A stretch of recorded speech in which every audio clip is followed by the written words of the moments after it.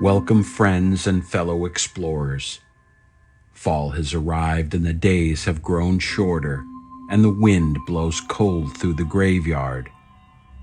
It sets a somber mood for the two chilling tales you are about to hear.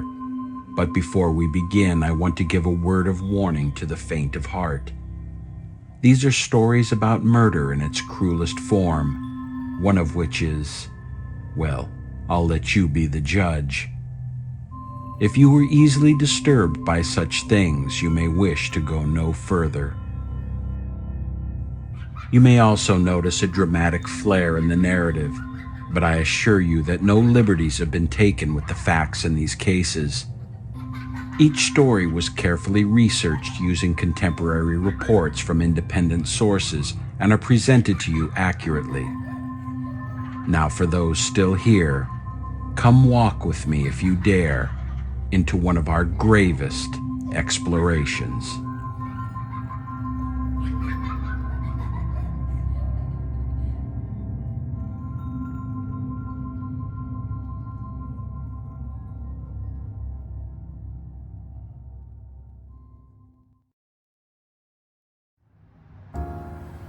In Long Beach, California is Sunnyside Cemetery, an oddly contradictory name for a graveyard.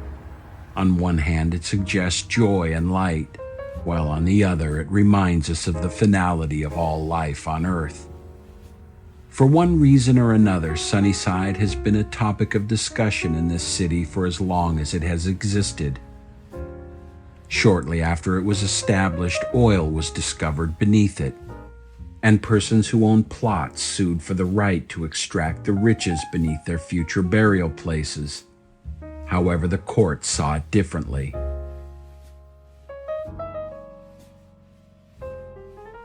Celebrated nature photographer Ansel Adams was fascinated with Sunnyside's proximity to the oil wells and documented it extensively with his camera. In more recent years, the cemetery suffered under bad management and for a time was in danger of closing forever. Then at the 11th hour, the city of Long Beach stepped in and gave it a reprieve. And here within this silent city are buried three members of the Hartman family, who nearly a century ago used to live not far from here. This is the story about how they reached out from beyond the grave to reveal an unspeakable crime. 14-year-old Ruthie Hartman had been down for almost 2 weeks with ptomaine poisoning, and she had never been sicker in her life. Her mother and big sister had it too, but she got it the worst. But thankfully, she was beginning to feel her old self again and was looking forward to getting out of bed. Ruthie was determined to get better, but her mama urged caution, fearing if she exerted herself, she might relapse. Mama hadn't gotten over what happened to Papa and Henry. It had been a long, sad time for the family, and she didn't like seeing her mother so worried. But on that day, Mama brought Ruthie a glass of grape juice, and she felt like she was finally well enough to really enjoy it. Taking the glass, she drank from it thirstily, but something was wrong. It burned her throat and tasted bad, almost like metal. She gave the glass back and Mama looked at her quizzically, almost annoyed. "What's the matter with it?" she asked. Ruthie said it was sour. Mama brought the glass to her nose and sniffed. "It smells like plain old grape juice to me," she said, handing it back. "Maybe it seems off because you've been so sick, dear. If you have a bit more, it will taste better. Now go on and drink. It's good for you, and you want to get your strength back, don't you?" Forcing a smile, Ruthie nodded and drank some more, but the taste didn't improve, and when Mama left the room, she put the glass aside. Outside, the weather was nice, and children were playing. Maybe tomorrow she could go out and join them. That would be fine, she thought hopefully. Yes, that would be just fine.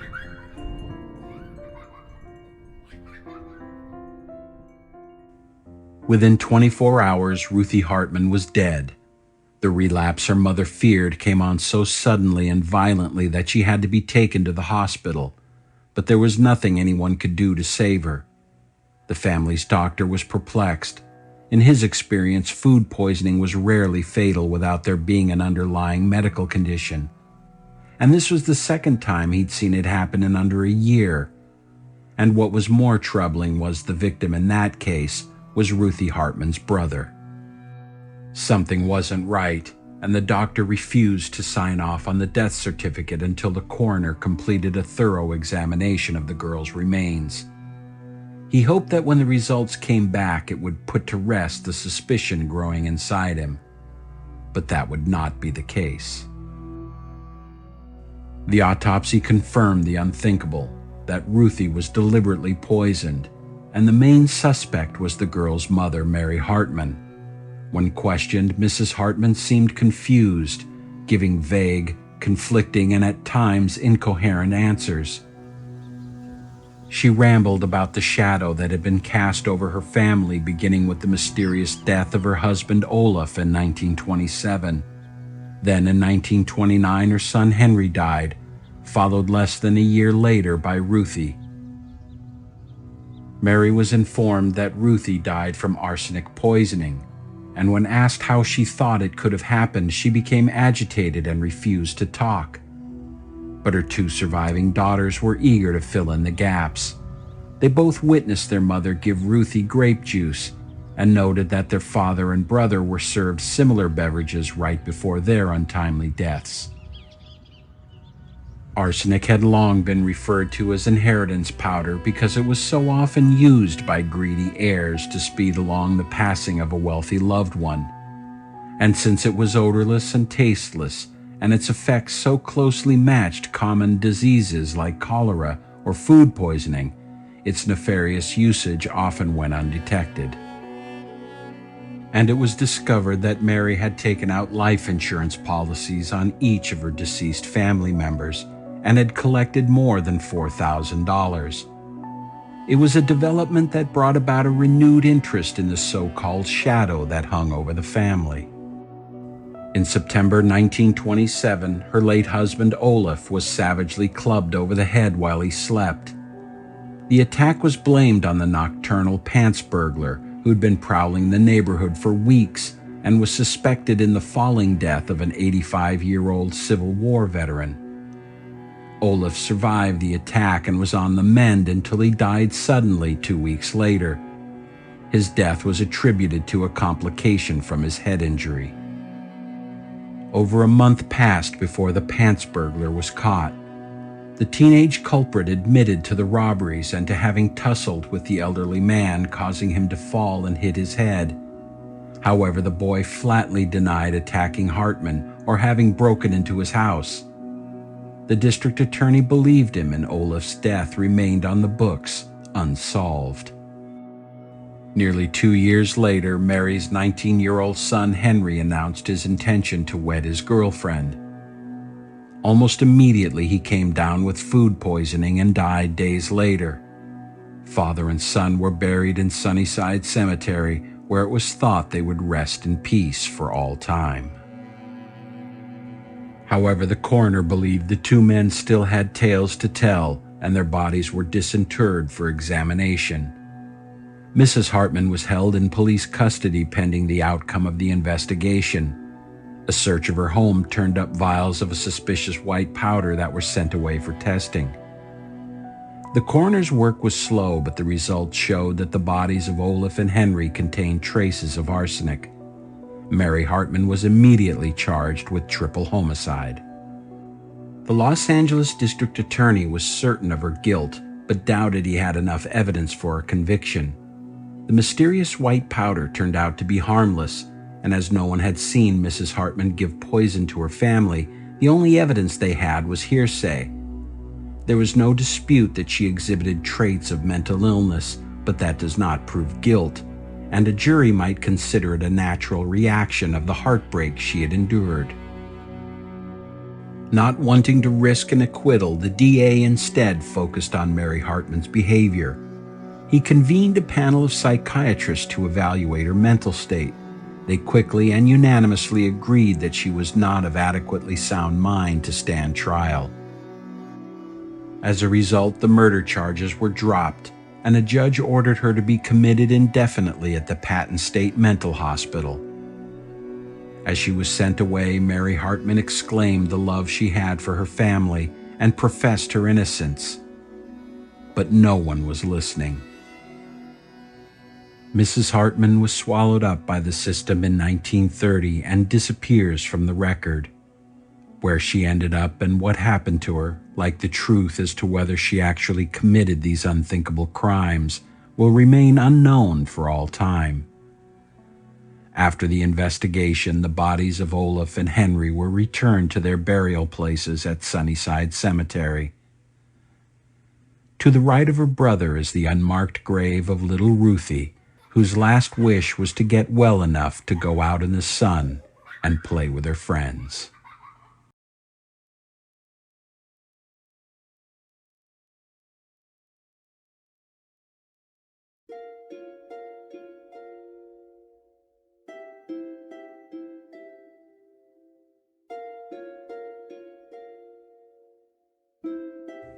For our second tale, we come to Evergreen Cemetery in East Los Angeles. This isn't the first time we walked here. Back when this channel was young, we explored the diverse cross-section of the city's early inhabitants, some of whom met tragic ends. There was Chloe Canfield, the oil magnate's wife, who was gunned down on her own front doorstep by a former employee who demanded money and a job. He went to the gallows claiming he did it in self-defense.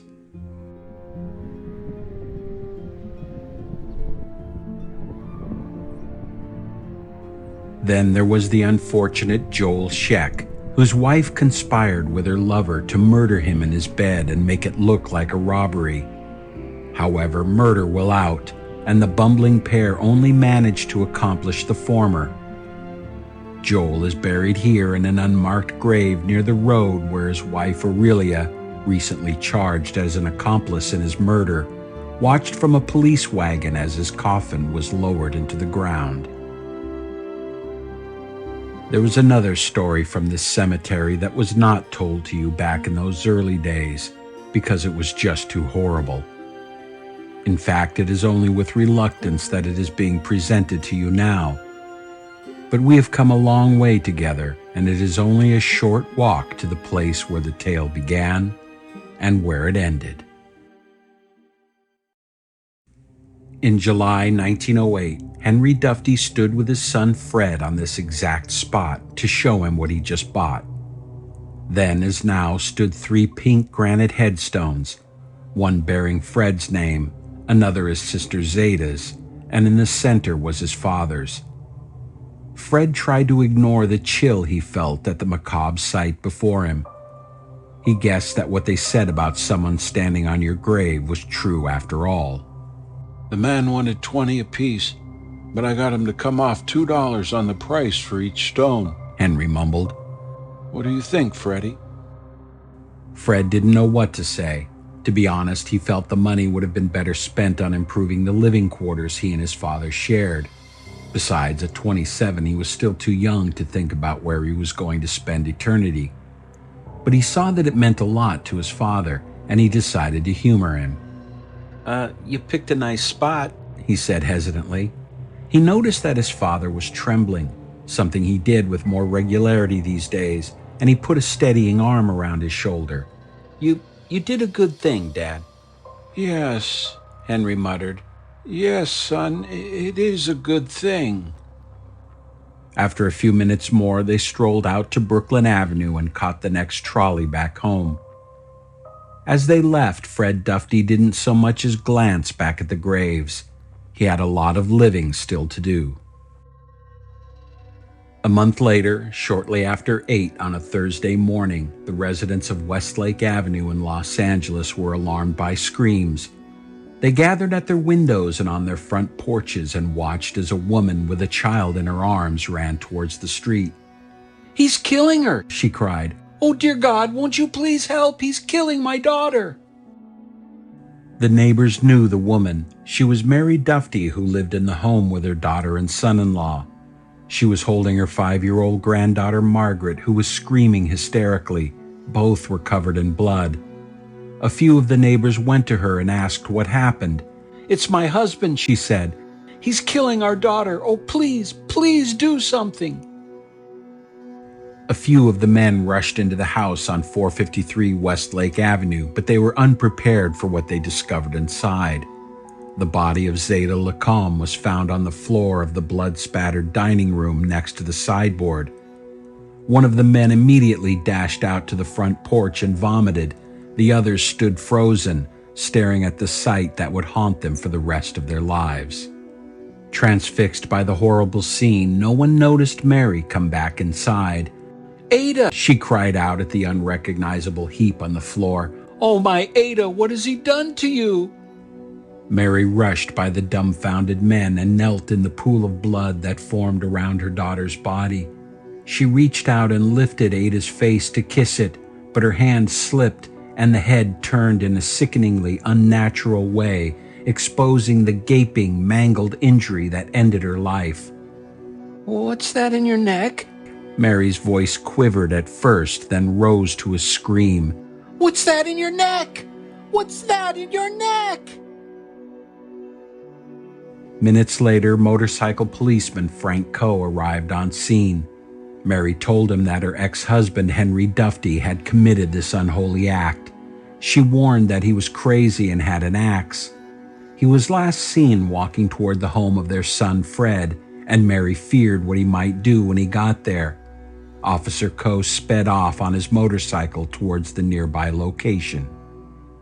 Drawing his revolver, Coe entered the small shack on 247 Mountain Avenue. In one of the rooms, Coe discovered the body of Fred Dufty lying on a cot. His head had been hacked off with an axe. Alerted by what sounded like an animal grunting, Coe followed it and found Henry sitting on the edge of a cot, repeatedly slashing his throat with a butcher knife. Coe noted that when he called out to Dufty, he looked up like someone waking from a dream. And when the pale, trembling man noticed the stunned policeman aiming a revolver, he begged him to fire. Dufty was arrested and taken to the hospital. Slowly, the police began piecing the story together. The axe Dufty used was found in a field behind his daughter's home. They concluded that he murdered Fred sometime after 6 that morning while he was still asleep. After the deed was done, Henry washed the blood from his face and hands and changed his clothes before moving on to his next victim. Although Henry and Mary had been divorced for 9 years, the couple remained on amicable terms for the sake of their children. Henry often had breakfast at his daughter's home, therefore his appearance that morning was not out of the ordinary, aside from the fact that he brought with him something wrapped in a coarse muslin sack. Zeta's husband had left for work, and while she prepared a plate for her father, his ex-wife went into the next room to attend to little Margaret. A moment later, Mary heard a noise and her daughter screamed. Rushing into the dining room, she watched Henry raise the axe to deliver another blow. Acting quickly, Mary reached for the axe handle, but Henry pushed her away and swung the instrument of death at her, opening a gash in her arm. Then he turned his fury back to Ada, who cried out to her mother to take Margaret and get help. It would be the last thing she would ever do in this world. The tragedy of the murders was made worse by the fact that at the time of her death, Zeta Lacombe was pregnant with her second child. Doctors treated Henry's self-inflicted injuries, which were not life-threatening. After slaughtering his children, he was somehow unable to sever the artery in his neck. Still, he clawed at his throat with his ragged fingernails and begged to be put in his golden coffin. Later that day, newspaper reporters found him tied to a gurney with leather straps. They asked him why he did it. "I don't remember hurting my son. That part is blank," he said. "I don't really remember anything except striking my daughter. I seemed to come to just as I did it. Oh God, I really think I am crazy." "Why did you kill her?" they asked. "Were you angry with her?"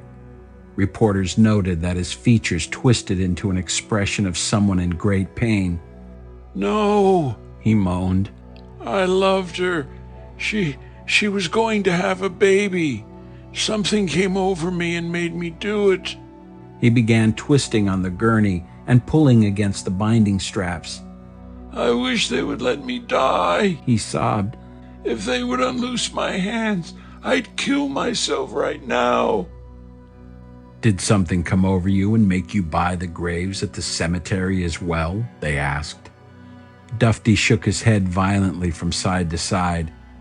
"My mind isn't clear about anything that happened," he said sleepily.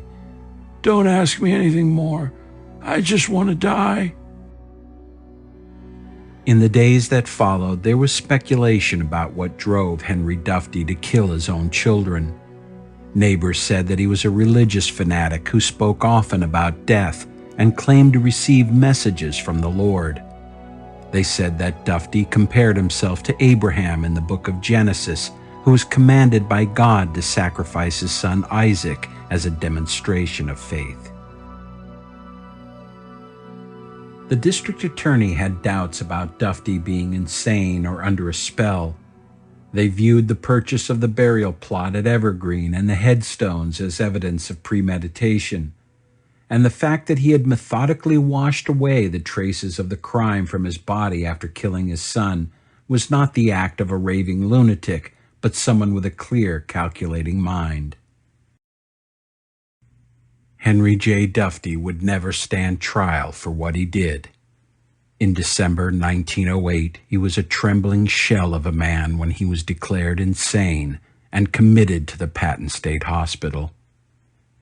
He remained there for the next 2 years, where body and mind wasted away until death claimed him. His remains were brought back to Los Angeles and quietly buried in his plot at Evergreen Cemetery. Beside him is his son Fred and his daughter Zeta, with his unborn grandchild.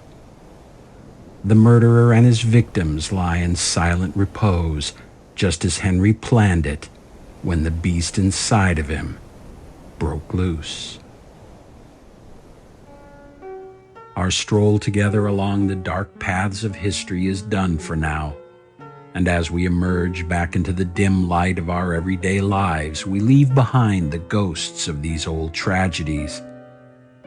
To our modern perspective, they might not seem singularly terrible, especially when a brief glance at the day's headlines will shout of atrocities that are equal to, if not greater than, what we have just seen. At times, they seem so commonplace that we hardly take notice of them at all. In fact, one might argue that our passivity to such things is a sickness unto itself. But every so often one hits close to home and forces us to look in the face of the beast. And what we see in that visage is invariably ourselves. Thank you for watching.